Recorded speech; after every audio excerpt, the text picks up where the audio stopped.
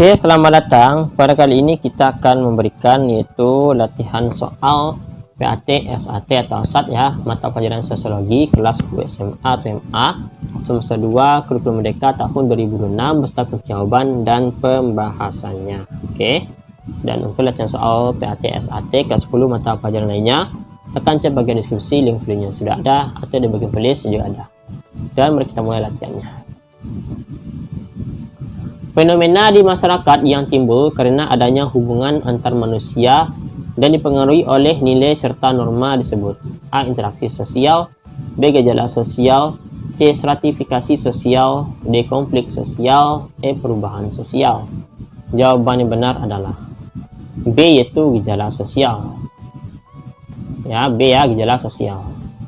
Jadi gejala sosial adalah peristiwa-peristiwa yang terjadi oleh dan di antara manusia baik secara individu maupun kelompok. Oke, soal nomor 2. Salah satu karakteristik gejala sosial adalah bersifat kompleks. Maksud dari pernyataan tersebut adalah A. Gejala sosial hanya disebabkan oleh satu faktor saja. B. Gejala sosial selalu membawa dampak positif. C. Gejala sosial melibatkan berbagai aspek kehidupan yang saling terkait. D. Gejala sosial sangat mudah diprediksi. E. Gejala sosial tidak dipengaruhi oleh budaya. Jawaban yang benar adalah C. Gejala sosial melibatkan berbagai aspek kehidupan yang saling terkait. Jadi kompleksitas ya, gejala sosial muncul karena adanya pengaruh ekonomi, budaya, ekonomi, dan psikologis yang saling terjalin. Munculnya gaya hidup konsumtif di masyarakat akibat pengaruh globalisasi merupakan contoh gejala sosial di bidang A. Politik, B. Hukum, C. Budaya, D. Agama, E. Pendidikan. Jawaban yang benar adalah C. Budaya. Di gaya hidup, mode, dan tren merupakan bagian dari nilai-nilai budaya yang berkembang di masyarakat. Penelitian sosial dilakukan untuk mencari kebenaran secara objektif. Salah satu ciri penelitian sosiologi adalah bersifat empiris. Artinya, A. Berdasarkan pengamatan dan akal sehat, bukan spekulasi. B. Menggunakan ciri-ciri yang sudah ada sebelumnya. C. Tidak menilai baik atau buruknya suatu fakta. D. Memiliki tujuan untuk memecahkan masalah praktis. E. Hasilnya dapat dipertanggungjawabkan secara hukum. Oke, jawaban yang benar adalah A.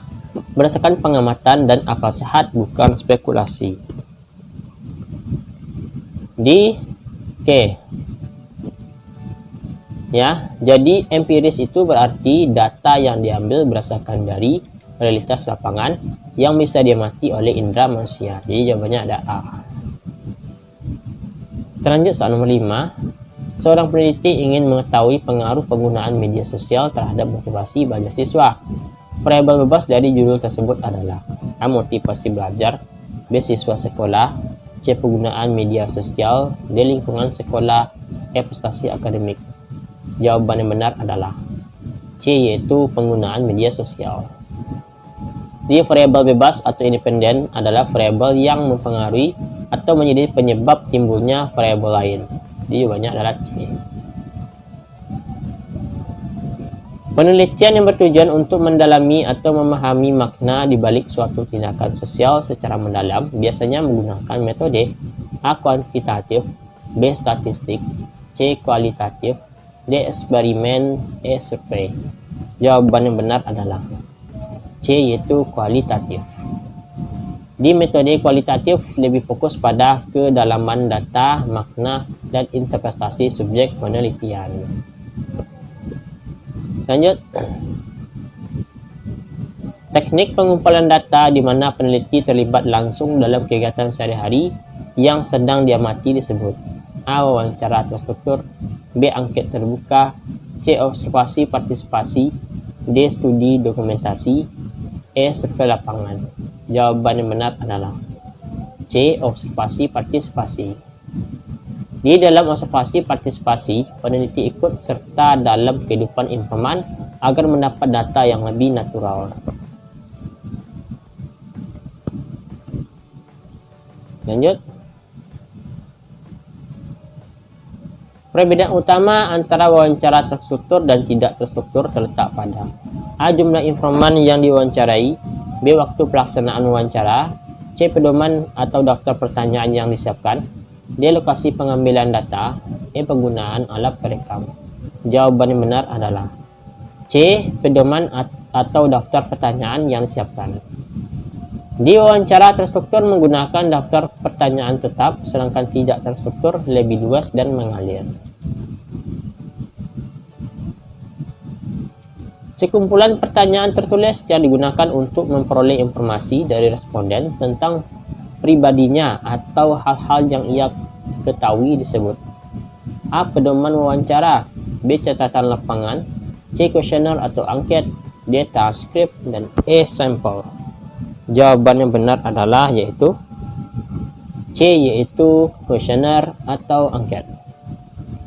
Di kuesioner sangat efektif digunakan untuk mengumpulkan data dari jumlah responden yang banyak dalam waktu yang singkat.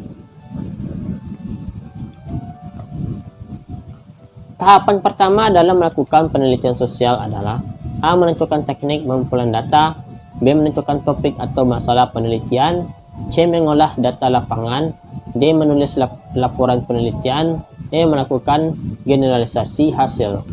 Jawaban yang benar adalah B, yaitu menentukan topik atau masalah penelitian. Di topik penelitian adalah pondasi utama sebelum menentukan tujuan, metode, dan langkah selanjutnya.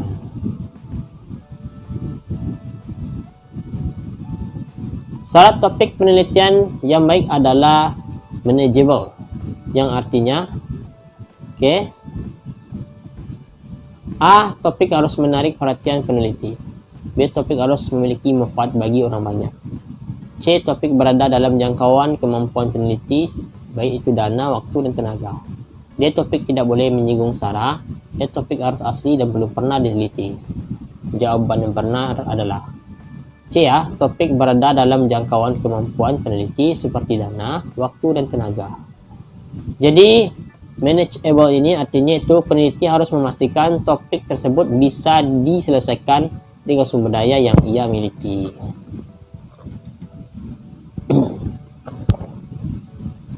Bagian dalam perancangan penelitian yang berisi dugaan sementara terhadap hasil penelitian disebut A. Rumusan masalah, B. Latar belakang, C. Hipotesis, D. Kajian pustaka, E. Metodologi. Jawaban yang benar adalah C, yaitu hipotesis. Di hipotesis adalah jawaban sementara yang masih perlu dibuktikan kebenarannya melalui pengujian data. Populasi dalam penelitian sosial adalah A. Sebagian kecil orang yang memiliki kelompok besar, B. Seluruh objek atau subjek yang memiliki karakteristik tertentu yang akan diteliti, C. Daftar pertanyaan yang disebar peneliti, D. Hasil akhir dari sebuah penelitian, E. Lokasi di mana penelitian dilakukan. Jawaban yang benar adalah B. Seluruh objek atau subjek yang memiliki karakteristik tertentu yang akan diteliti. Di populasi adalah keseluruhan unit analisis, sedangkan sampel adalah bagian dari populasi yang diambil datanya. Teknik pengambilan sampel di mana setiap anggota populasi memiliki peluang yang sama untuk dipilih disebut A. Purposive sampling, B. Snowball sampling, C. Probability sampling atau acak, D. Incident sampling, D. Quota sampling. Jawaban yang benar adalah C, yaitu probability sampling atau acak.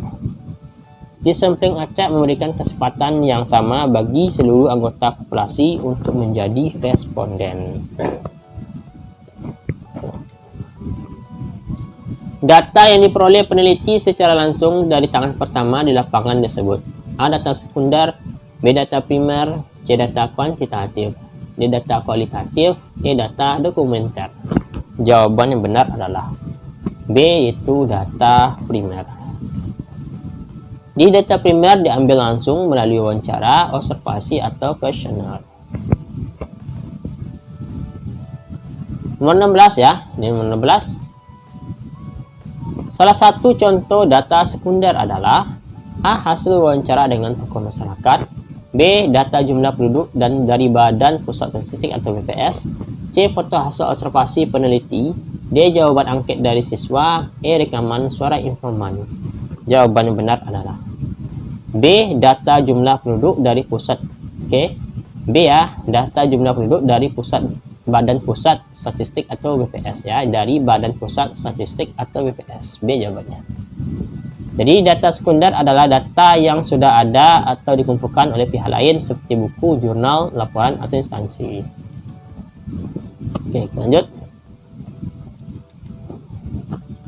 Masalah sosial berbeda dengan gejala sosial biasa. Masalah sosial adalah titik-titik. A. Peristiwa yang menarik perhatian media massa. B. Kondisi yang tidak sesuai dengan nilai dan norma serta merugikan masyarakat. C. Kejadian alam yang merusak infrastruktur. D. Perbedaan pendapat antar individu.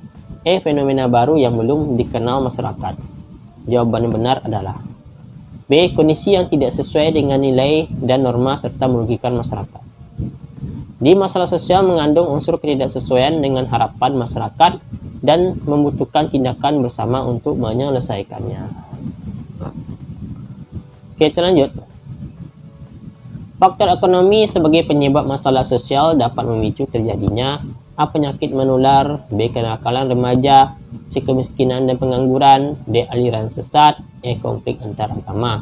Jawaban yang benar adalah C. Kemiskinan dan pengangguran. Di ketidakmampuan memenuhi kebutuhan hidup karena faktor ekonomi berujung pada kemiskinan. Tindakan kriminalitas termasuk masalah sosial karena A. Menambah pendapatan pelaku. B. Melanggar norma hukum dan meresahkan ketertiban masyarakat. C. Terjadi hanya di kota-kota besar. D. Dilakukan oleh orang-orang miskin saja. E. Merupakan warisan budaya masa lalu. Jawaban yang benar adalah B ya, melanggar norma hukum dan meresahkan ketertiban masyarakat. Di kriminalitas merugikan pihak lain secara material maupun psikis dan melanggar kesepakatan hukum. Upaya untuk memulihkan atau memperbaiki kondisi sosial masyarakat yang mengalami konflik tersebut. A. Rehabilitasi sosial. B. Sosialisasi. C. Integrasi. D. Stratifikasi. E. Akulturasi. Jawaban yang benar adalah A. Rehabilitasi sosial. Di rehabilitasi bertujuan mengembalikan fungsi sosial individu atau kelompok setelah terjadi masalah. Jangan lupa klik tombol subscribe dan sampai jumpa.